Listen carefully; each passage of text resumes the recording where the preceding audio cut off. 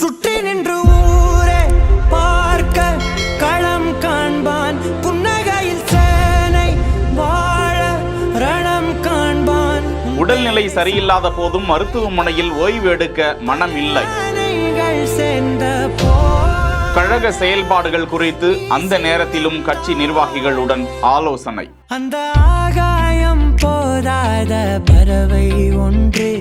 இது குறித்து முதலமைச்சர் மு க ஸ்டாலின் அவர்களின் எக்ஸ் வலைதள பக்கத்தில் வெளியிடப்பட்டிருக்கும் பதிவில், கழக உடன்பிறப்புகள் களத்தில் ஓய்வின்றி களமாடி கொண்டிருக்கும் போது மருத்துவர்கள் வற்புறுத்தினாலும் எனக்கு மருத்துவமனையில் ஓய்வு எடுக்க மனம் இல்லை என்று பதிவை வெளியிட்டிருக்கிறார்.